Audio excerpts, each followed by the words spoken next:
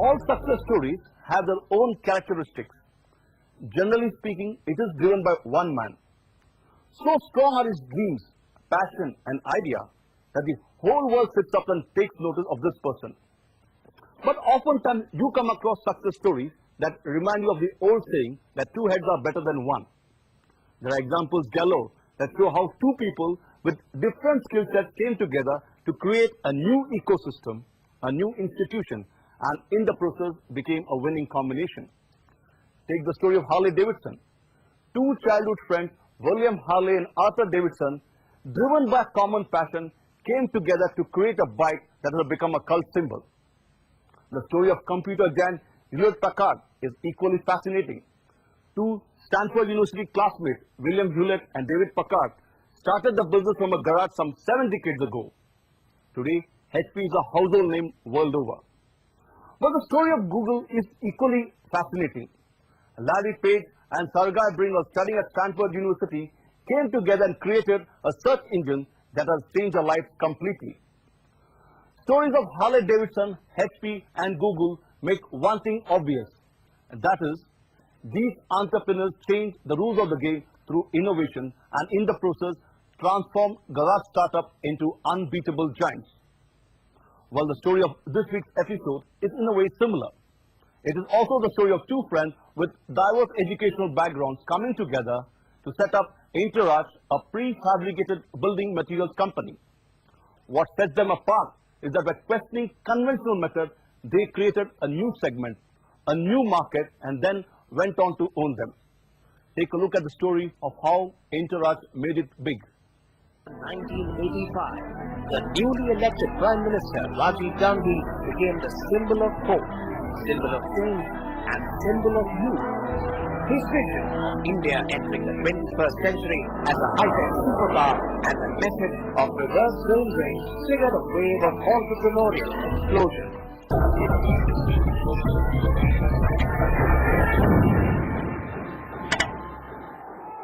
There was an air of euphoria from Kashmir to Kanyakumari.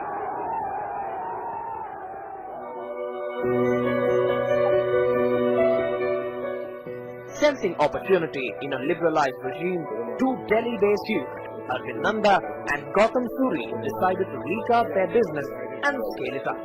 In 1985, Nanda, then 30, and Suri, then 32, were already wiser with 2 years of entrepreneurial discovery. Due to issues like irregular payments from clients, the duo had decided to exit their 2-year-old business of manufacturing loudspeakers for television sets. In the changed environment, they now put their energy into manufacturing metallic false ceilings. That was how the company Interarch was born. Unlike the conventional false ceilings in those days that were made of materials like plaster of Paris and cardboard, Interarch's USP was metallic false ceilings made from imported powder-coated aluminium, which were structurally more durable. The duo had roped in a Dutch company, Hunter Douglas, as a technical collaborator to supply it with machinery and raw materials for a licensed fee. With foreign collaboration in place, Interarch found the going easy. Their company bagged 2 prestigious contracts within 9 months of operation. First was from the order worth 1 crore rupees from the Delhi airport, and the second order was worth 65 lakhs from the Mumbai airport. That was 1985. Prime Minister Rajiv Gandhi's strong message of asking India Inc. to usher in computerization was indeed godsend for Interarch. It created a new demand for air-conditioned premises with false ceilings from government banks, hospitals and railways. Interarch couldn't have asked for better times. The key challenge for Interarch now lay in convincing these institutions to embrace the new concept of metallic false ceilings compared to the conventional pop-based false ceiling. You must remember that we started in mid-80s when India didn't really have many good quality items. Maruti had just come in, and that was probably the first high quality item that we had ever seen. Indian customer was very attuned to buying everything which was rubbish quality. He always assumed everything will be absolutely second class. So he was not even able to understand that how are we going to give an international quality. And I think that is where we came into play, and we said, look, it may take many years, but we are going to run a professional company. What helped them to convince the doubting Thomases were the duo's qualifications.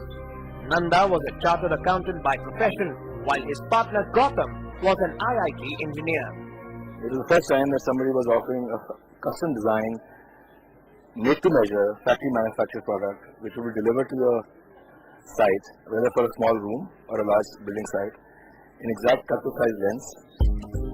In 1991, a good 6 years after starting operations, the company managed to post a turnover of just 5 crore rupees, and its employee strength had risen marginally from 5 to 20. Even as Interarch was finding ways to grow, there was a sudden change of events. In 1991, the Gulf War broke out, followed by a political and economic instability at home. This event drove many companies to the brink of closure, and the changed economic scenario forced the Indian government to devalue its rupee. Imported items became expensive, and Interarch had to bear the brunt. Well, 1990 was, of course, a dreadful time because the country was broke, imports were virtually stopped, and our entire business relied on imports, so it was very tough to get import licenses and import materials at that time. Driven to the wall, the company tried convincing the Dutch partner to manufacture the products locally, but the Dutch partner had other things on their mind. In 1992, the Dutch partner decided to enter India on their own, and many felt that the story of Interarch was over. Was it?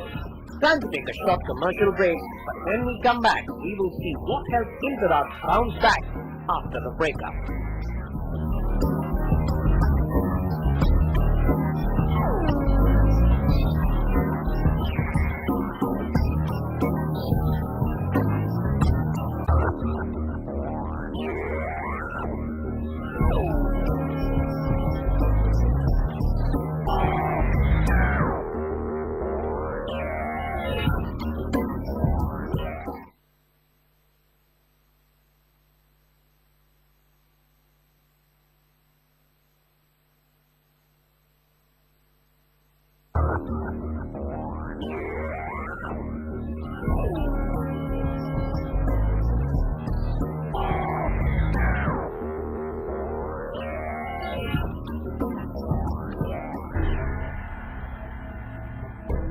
All these years, Nanda and Suri had toiled hard to forge personal bonding with all their clients and bankers. And that helped the duo to regroup their resources, neutralize the shock of breakup, and between 1992 and 1994, they developed a new local and international vendor base.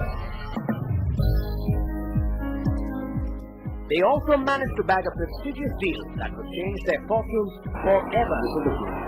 It was possible in Maldives that the government of India had planned to build in 1992. It required imported roofing solutions, an area where Interarch had not ventured before. But neither had anybody from India ventured too. This was a NBCC project which the government of India was financing, and they needed a high quality roofing system. There was nobody in India to offer it. It was an Indian contracting company, they wanted to buy it out of India. So we worked on this, and for the first time we did a roofing project. We imported the coils, we supplied the material, and we executed the job in the Maldives. The breakup with the Dutch partner had delivered a strong lesson. It's critical to have your own know-how and the product to go with your brand. Interarch now decided to develop its own in-house design and engineering capability and know-how to enter on its own. It also decided to scale up its operations in the metal roofing system.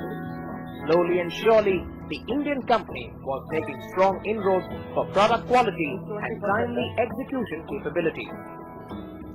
When Hyundai Motors gave it a 25 crore rupee project to execute in 1996, Interarch was a modest 20 crore turnover company. In 1995, Daewoo Motors gave us a very large order in Greater Noida, and we did the entire roof and volume for Daewoo Motors. And then in 1996, Hyundai came into India, and Hyundai, the project was being managed by Hyundai Engineering and Construction, the Korean team, and they went around the country looking at all the roofing manufacturers, by which time we had a lot of competitors who copied our product and started making the stuff. And they went around and they finally shortlisted us as the company capable of delivering them a quality with the engineering backup and the project management skills to execute their job. That was at that time a 25 crore order for roofing, which was a very large order in 1996. And we completed it in record time. Hyundai, if you recall, started production 6 months in advance of the scheduled delivery. So these were breakthrough orders for us in the roofing field, which set a name for us that we could handle large volume contracts, large projects. Post 1997, Interarch was looking to move further up the value chain with pre-engineered buildings, a concept still new for India. It meant designing and customizing the roofing and walling to client specifications in a manufacturing facility and then assembling it at the targeted venue. This customized solution landed the company a game-changer contract in 2006. In fact, the 160 crore rupee contract from Tata Motors for its Pantnagar facility in Uttar Pradesh. We had a breakthrough with the Tata Motors Pantnagar plant. It was the largest greenfield automobile facility. That order was given to us. That order, we have done over 150,000 square meters of buildings, and it's over 160 crores value in order. After Tata Motors gave us that work, they were so happy with the speed of the work and the performance. Interarch's work impressed Tatas. Soon, other Tata projects like Tata Shingur, Tata Nagpur and Tata Dharwad followed. Interarch now travels across the value chain of construction projects. From metal false ceiling and interiors, it progressed to metal roofings to finally pre-engineered steel buildings. And now, within the pre-engineered universe, it is looking at residential buildings and multi-story buildings and also heavy structures like airports and ports. Interarch prefers to be called an engineering company. After all, it is under the engineering leadership of Suri that its crack design team of 90 has been unraveling one challenging project after another and meeting even the strictest of deadlines tossed by big-ticket clients. Private equity investors couldn't have ignored Interarch for too long. In December 2007, Future Group's Indivision picked up 13.33% stake in the company for 100 crore rupees and thereby valuing the company at 750 crore rupees.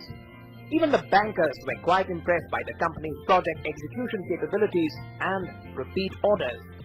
I think we started with a small facility, a couple of lakhs. Small if you look at it today, but it was probably a very important step at the time, given that this was the amount that allowed the company to set up operations, commence their journey to where they are today.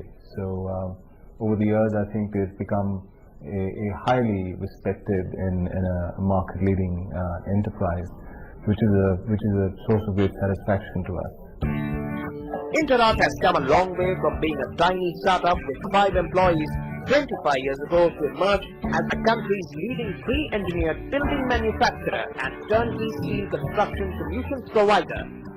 The company today boasts of a turnover of over 600 crore rupees and an employee base of 1900 in 4 different locations at Noida, Greater Noida, Pantnagar and Chennai, and a marketing network covering 20 key cities. Interarch's growth momentum is evident in the fact that it took 20 years to touch its first 100 crore rupees in 2005 but has grown 6-fold in the last 4 years. And now, with new focus areas assuming critical mass, it is better placed than ever before to meet not only emerging competition but also continuing research. Suri and Nanda now have the satisfaction that they have built an institution that will promote the values and qualities that have made Interarch an inspiring success story. We get up close and personal with Arvind Nanda, CEO and founder of Interarch.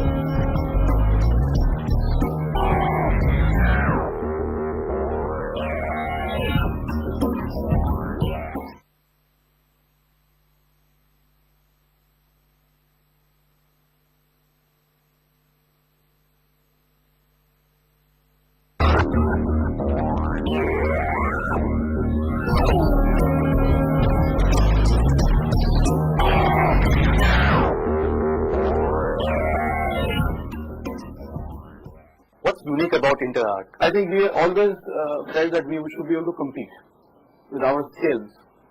And that I think is what is differentiated Interarch. From the time we started Venetian blinds and today into a whole building, even to up to a size of Tata Motors plant, which is huge. I don't think any company in the world has progressed like that. Any company in the world has a range which started with a Venetian blind, went up to pre-unit building. As a startup, how critical was funding in those days? Well, I think if I was to tell you my time breakup in the beginning when when we started, I think 50% of my time was spent in my bank. I still joke with my bankers. I said straight from home I used to land up at the bank in the morning, literally like going to a temple, pay my respects to every account manager and make sure that every check that we had to issue would get honored. Every custom duty that we had to pay, we would be able to pay on time. And whenever we needed funding, and I think the help that we got from our bankers in those 7-8 years, I think was the critical difference. In fact, we started banking with our primary bank, HSBC, in 1983. Even before we got our machine, etc., and we had applied to them and they gave us. And I think the level of confidence that they have in us, it's very, very high because of the fact that they, in 26 years, they've never, caught us saying a wrong thing. They've never had us default on a payment. There have been times in the first 5-6 years where I have literally hawked my personal house so that I could pay a bill of the bank on time. Did you ever face existential threat? I don't think I would say that there was any particular one because it was like every hour. Excise people could raise a question and come and close your factory. Sales tax could raise a demand which you could not afford to pay, even to get a stay and win in the end. The taxation system in India is that you can fight a case for 10 years, 15 years, but they'll say pay up first. So everything was a threat. So a customer not paying, you have to just go and sit there because you couldn't get the money next week, you needed it today. 89 to 94 was a very tough period. I remember going home once and my cook asking me, he said, I heard you are closing down the company because the Dutch collaborator has, broken up with us. So it was that kind of news which had spread that my cook was worried whether he'll have a job, coming to pay a salary or not. So what has been your survival mantra? I think survival mantra is that, the basis that we built up a good team, we had the right skills. I always felt that I have the right managerial skills, financial skills. With Mr Suri, he always felt that he has got excellent engineering skills, which he has. So we were able to learn and adapt. And a lot of the steps were taken intuitively. It was not a planned activity that let us do this. Mr Suri on his own would, when we started pre-unit building, he on his own studied, understood what are pre-unit building, how can we make it work, and started introducing it to his fellow consultants and architects who we were very friendly with.